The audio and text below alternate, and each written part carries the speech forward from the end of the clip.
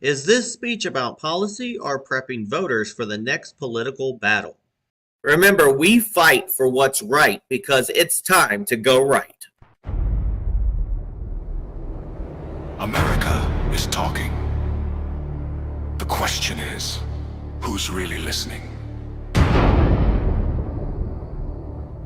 From Washington to Main Street, from federal power to your local community, this is where perspective meets reality. Go right! Stand for liberty tonight! Truth in focus! Voices rise! Freedom lives when people decide. Welcome to Go Right with Peter Boykin,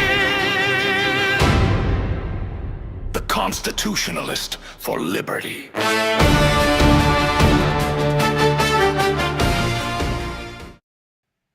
Is this speech about policy or prepping voters for the next political battle? Welcome back to Go Right with Peter Boykin, the Constitutionalist for liberty. When we talk about the State of the Union, most people think about applause lines, partisan reactions, and the immediate media spin that follows. But if you step back and look through the lens of a constitutional republic, something deeper is happening. The speech is not about a report card on where America stands. It is an attempt to define where America believes it is going, and more importantly, who gets to decide that direction. This recent State of the Union felt less like a traditional policy briefing and more like a strategic map laid out for a political battlefield that stretches from Washington, D.C. all the way down to local school boards, county commissions, and state legislatures. Every major theme, whether economic nationalism, border security, energy independence, or global strength, was framed not only as a governing agenda, but as a call to voters ahead of ongoing elections. That matters because in our system, speeches do not change the country. Elections do. A president can propose vision, but Congress writes laws. States interpret those laws. Local governments apply them in ways that directly shape everyday life. So when you hear promises about tariffs or domestic manufacturing, that conversation eventually reaches local workers deciding whether factories reopen, small business owners facing supply chain costs, and city councils debating zoning or infrastructure expansion. This is where the gap between national messaging and daily reality becomes visible. Politicians in Washington talk about microeconomic success. Meanwhile, Americans talk about grocery bills, rent payments, insurance costs, and whether their paycheck stretches far enough to cover the month. The speech leaned heavily into a narrative of national strength and recovery, but voters are not just evaluating economic charts, they are measuring their own lived experience. And here's the paradox of modern politics. Both sides claim to speak for ordinary Americans, yet many citizens feel disconnected from both parties. That frustration shows up not only in polling, but in declining trust in institutions and increasing volatility in elections. People are not just choosing between left and right anymore. Many are choosing between engagement and disengagement. The State of the Union attempted to reframe that relationship by presenting a strong executive vision, but the real question is whether voters believe that vision translates into meaningful change at the local level. Because ultimately, federal speeches are symbolic. Local consequences are tangible. When immigration is discussed at the federal level, sheriffs and mayors deal with enforcement realities. When energy policy is debated nationally, local utility rates and infrastructure decisions determine whether families can afford heating and electricity. When economic policies promise growth, state legislators decide tax structures and regulatory fireworks that either encourage or limit that growth. The speech also reflected the increasing shift towards narrative politics, where storytelling becomes as important as policy detail. Emotional framing, patriotic imagery, and strong not just to inform but to mobilize. Supporters hear affirmation of their values. Critics hear confirmation of their fears. And somewhere in the middle sits the independent voter trying to separate rhetoric from reality. That independent voter may be the most important audience right now, because elections are no longer decided purely by party loyalty. They are decided by turnout, enthusiasm, and whether voters feel that anyone is actually addressing their real concern. Rising costs, public safety, education quality, local economic opportunity, and government accountability are issues that cross ideological lines. This is why the State of the Union cannot be viewed in isolation. It is a part of a larger cycle where federal messaging sets the tone, state leaders adapt that tone into legislation, and local candidates turn it into campaign slogans. The speech becomes a blueprint that echoes through campaign ads, town halls, and community debates. And here's something worth thinking about. Every time Americans focus only on presidential politics, they risk overlooking the levels of government that affect them most directly. School boards determine curriculum and policy for children. County commissioners, county officials, city officials manage budgets that impact roads, emergency services, and local taxes. State legislators shape election laws, business regulations, and criminal justice policy. The presidency may be the loudest voice, but local government is often the strongest hand guiding daily life. So what does this State of the Union actually represent? It represents a moment where political leadership attempts to define national identity during a period of uncertainty. It represents an effort to energize supporters while challenging opponents. But above all, it represents a test of whether Americans still believe their participation matters. Because in a constitutional republic, power ultimately flows from the people upwards, not from leadership downwards. The speech sets the stage. The voters write the ending. And that is the real State of the Union. If you believe in liberty, accountability, and a government that serves the people instead of managing them, then the focus cannot stop at listening to speeches. It has to continue with participation, with engagement, and with making sure that from federal offices to local councils, the voices of citizens remain louder than the noise of politics. This is Go Right with Peter Boykin, the Constitutionalist for Liberty. Follow on all the social media platforms, share the conversation, and let others know that the future of our constitutional republic is not decided by speeches alone. It is decided by what we do next. Folks, you can join us on GoRightNews.com, GoRightNC.com, PeterBoykin.com. We have this podcast on Rumble at Go Right News.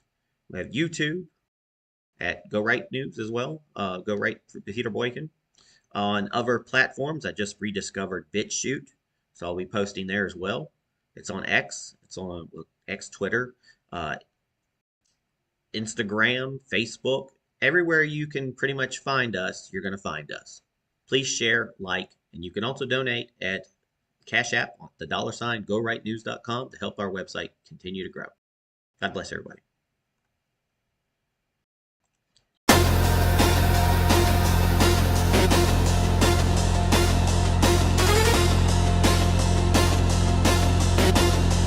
Rising for future, go right!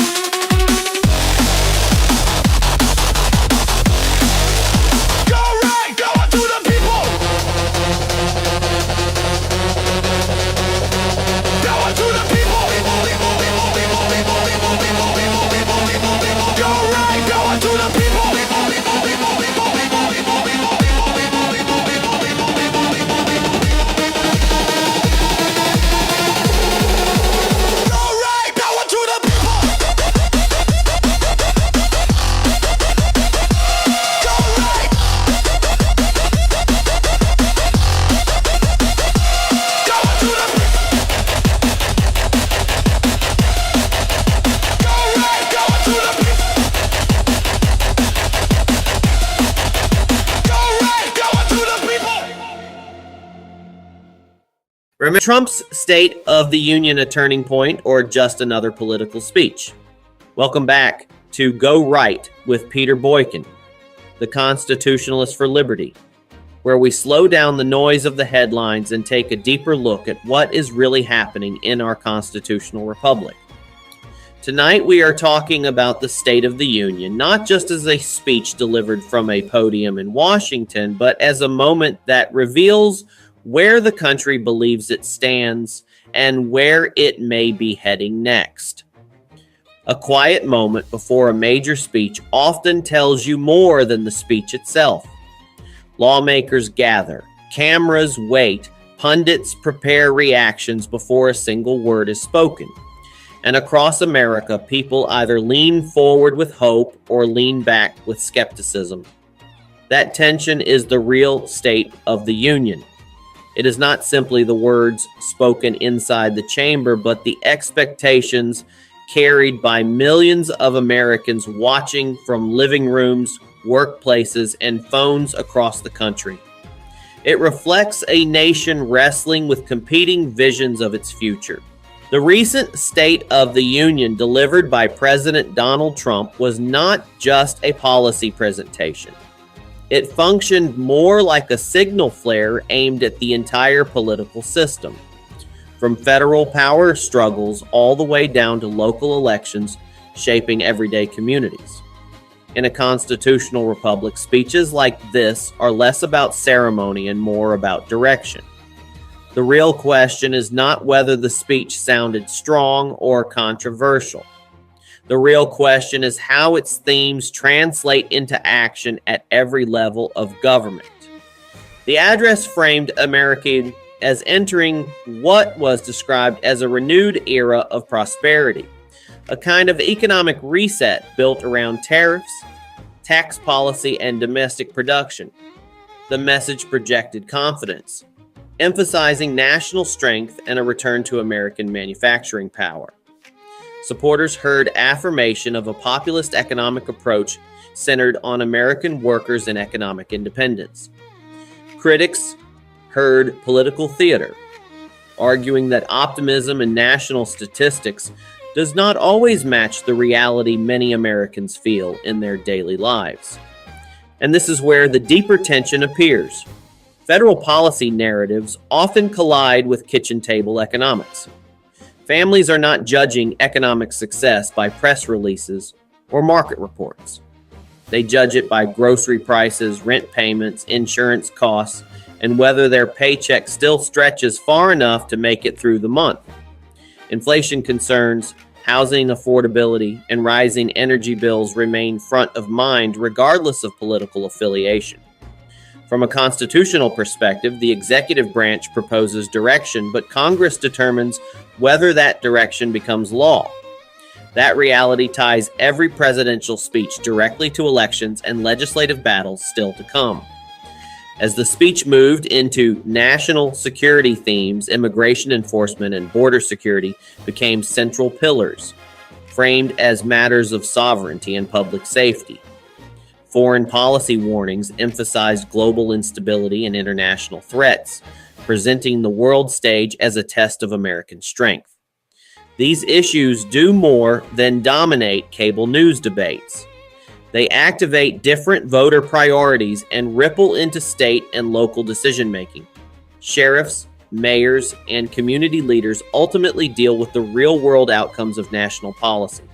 Local candidates frequently mirror federal talking points, translating global concerns into neighborhood campaign language that voters encounter closest to home. Shifting from security to economics again, the speech highlighted policy proposals designed to reach beyond Washington. One initiative focused on expanding retirement savings access for Americans without employer plans, a proposal that, if enacted, would ripple through state economies, financial institutions, and workforce planning. Another announcement targeted energy infrastructure costs, suggesting large technology companies operating energy-intensive data centers should carry more of the burden rather than consumers. Even if the practical effects take years to materialize, the messaging speaks directly to voters frustrated by high utility bills and rising living costs. Federal proposals often sound abstract, but they eventually shape municipal budgets, local services, and long-term economic stability within communities. This leads directly into the gap that defines modern politics. National speeches emphasize broad economic indicators, while Americans evaluate reality through personal experience. Rising costs, healthcare expenses, housing pressures, and local taxes define how voters interpret political promises. Elections are often decided in the space between national messaging and lived reality. Federal leaders speak in macroeconomic language, but local voters make decisions based on whether their communities feel safer, more affordable, and more stable. And hovering behind every word of a State of the Union address is the shadow of elections. These speeches are never just summaries of policy. They are campaign roadmaps. The themes emphasized signal priorities to congressional candidates, state legislators, and local officials preparing for upcoming races. Midterm elections determine legislative control, shape taxation and education policies at the state level, and influence local boards responsible for zoning, policing, and public services. A president may set the narrative, but local races ultimately determine whether that narrative becomes reality. What often goes unnoticed is how deeply federal rhetoric influences local governance. National messaging shapes state budget priorities through funding signals. It drives school board debates through cultural narratives.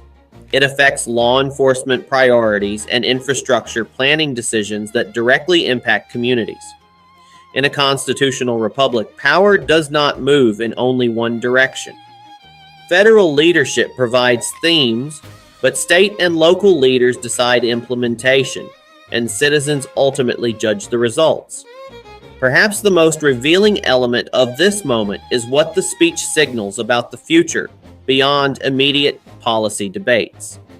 Political observers are already looking ahead, evaluating how these themes may shape the next presidential cycle. On the Republican side, future candidates may attempt to carry forward a Trump-style populist message focused on sovereignty and economic nationalism. On the Democratic side, emerging figures may emphasize institutional stability, social policy priorities, or alternative economic frameworks. American elections increasingly revolve around competing narratives about identity and direction, rather than purely technical policy debates. The speech becomes more than a reflection of current leadership. It becomes a preview of ideological battles that could define the 2028 political landscape. All of this raises a fundamental question. Was this State of the Union primarily a governing tool or a campaign stage? The honest answer is that it was both. Presidential messaging must govern, persuade, and mobilize simultaneously. It must reassure supporters, challenge opponents, and test ideas that may define future elections. And that brings us back to the real meaning of the State of the Union. It is not found in applause lines or partisan reactions. It is found in what happens afterward. In a constitutional republic, speeches start conversations, but voters decide outcomes. The presidency sets tone, but local elections set reality. School boards shape education. County officials manage budgets. State legislators write laws that affect daily life far more directly than any single national address. The real question is not whether this speech was historic or political. The real question is whether Americans remain engaged enough to shape what comes next. Because the future of the country is never decided by one speech, one headline, or one election cycle. It is decided by citizens who choose participation over apathy and action over frustration. This is Go Right with Peter Boykin, the Constitutionalist for Liberty. Stay informed, stay engaged, and remember that the true State of the Union is written not in Washington speeches, but in the choices made by the American people every single day.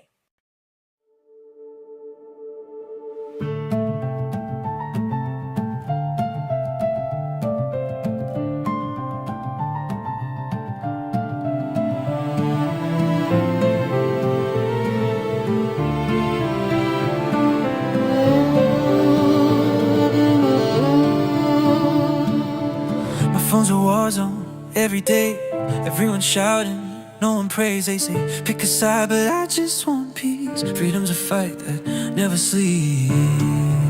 Oh, oh, oh, oh, oh, oh. They call it progress when you can't speak. They call it love, but they crush the weak. I won't hide, won't look away. I'll go right anyway. Oh, oh, oh.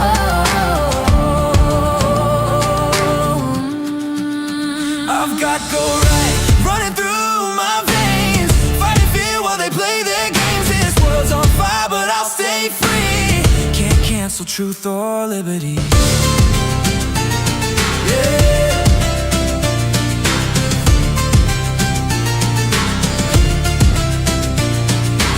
They said stay silent, I said no way.